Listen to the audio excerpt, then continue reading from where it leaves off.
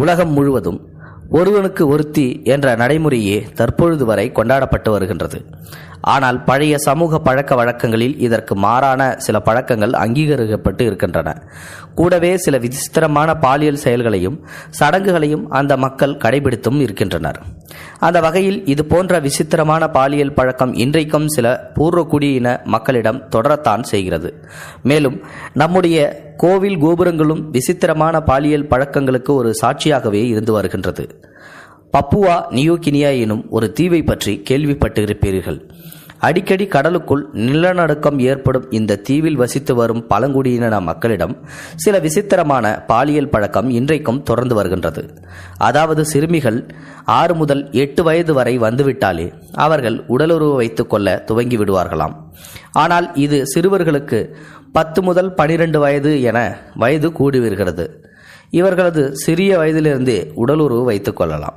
ஆனால் திருமணத்திற்கு முன்பு உணவை மற்றவர்களுடன் பகிர்ந்து கொள்ள தடை விதிக்கப்பட்டிருக்கிறதாம். இப்படியுமா என நீங்கள் ஆச்சரியப்படுவீர்கள். பப்புவா நியூகினியா தீவில் வசித்து வரும் சாம்பியன்ஸ் குடியின மக்கள் தங்களது சிறுவர்களை 7 வயதிலேயே தனிமைப்படுத்தி துவங்கிவிடுகின்றனர். அதாவது ஆண் குழந்தைகளை தனியாகவும் பெண் குழந்தைகளை தனியாகவும் வளர்க்கும் பழக்கம் அடுத்த 10 ஆண்டுகள் வரை நீடிக்கிறது.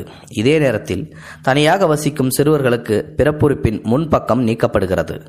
மேலும் பெரிய ஆண்களின் விந்துவை அருந்த வைப்பார்களாம். இது சிறுவர்களை வலிமைப்படுத்தும் என நம்பியிருக்கிறார்கள். மங்காயாவில் உள்ள பழங்குடியின மக்கள் தங்களது 13 வயது சிறுவர்களை பெரிய பெண்களுடன் உடலுறவு வைத்துக் கொள்ள அனுமதிக்கிறார்கள்.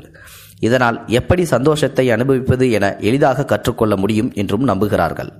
பண்டைய எகிப்தில் பொது இடங்களில், அதுவும் திருவிழாவின் போது கூட்டமாக சுய இன்பம் அனுபவிக்கும் பழக்கமும் இருந்திருக்கிறது. அதாவது எகிப்து மக்கள் தங்களுடைய படைப்பு கடவுள் விந்துவினால் உருவானவர் என நம்பியுள்ளனர். இதனால் ஒவ்வொரு வளர்ச்சியிலும் விந்துவின் பங்கு முக்கியம் என நினைத்து இருக்கின்றனர். விவசாயத்திற்கும் இது பொருந்தும் என்று சொல்கின்றனர். மழை காலங்களில் நடத்தப்படும் பார்வோன் எனும் கடவுள் வழிபாட்டில் கூட்டமாக ஆண்கள் அனைவரும் நின்று கொண்டு சுய இன்பம் செய்து தங்களுடைய விந்துவை நைல் நதியில் விட்டிருக்கின்றனர். இதனால் தங்களுடைய நிலங்களுக்கு முறையாக நீர் பாய்ச்சப்படும் எனவும் நம்பியிருக்கின்றனர்.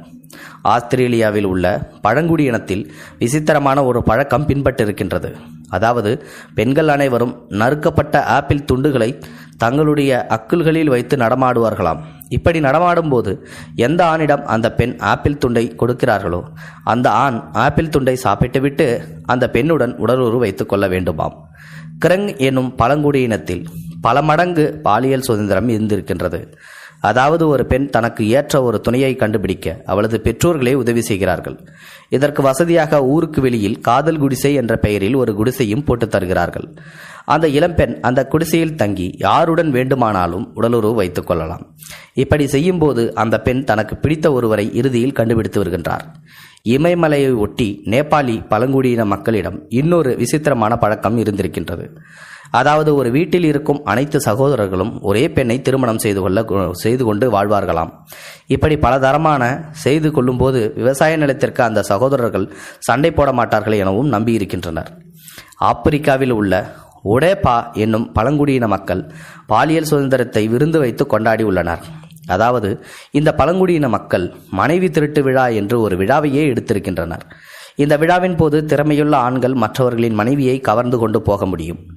குழந்தை பருவத்திலேயே திருமணம் செய்து கொள்ளும் பழக்கம் கொண்ட இந்த பழங்குடியின மக்கள் ஜெருவோன் எனப்படும் மனைவி திருட்டு விழாவை கொண்டாடி தங்களுக்கு பிடித்தவர்களை தேர்ந்தெடுத்துக் கொள்ளும் உரிமையும் வழங்கப்பட்டிருக்கின்றது. இந்தோனேஷியாவில் வாழ்ந்து வரும் பழங்குடியின மக்கள் ஆண்டுதோறும் பாலியல் சுதந்திரத்தை அனுபவிக்கும் வகையில் இரவு நேர விழாக்களை கொண்டாடி வருகின்றனர். இந்த இரவு நேர விழாக்களில் கலந்து கொள்ளும் கணவனோ அல்லது மனைவியோ யாருடன் வேண்டுமானாலும் உடலுறவு வைத்துக் கொள்ளலாம். இப்படி ஆண்டு முழுவதும் நடைபெறும் விழாக்களில் ஒரு நபர் வேறொரு நபருடன் தொடர்ந்து 7 முறை உடலுறவு வைத்துக் கொள்வதை அதிர்ஷ்டம் என்றும் நம்புகின்றனர்.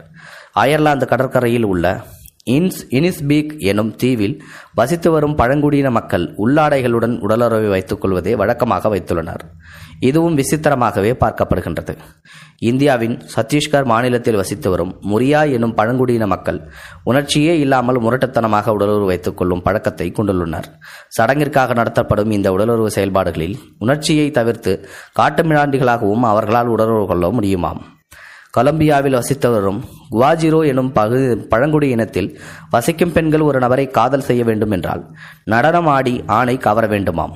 அப்படி செய்துவிட்டால் அந்த ஆண் பெண்ணுடன் உடலுறவு வைத்துக் கொள்கின்றனர். இப்படி உலகில் பல விசித்திரமான பழக்கங்கள் இன்றளவும் இருந்து கொண்டுதான் இருக்கின்றது.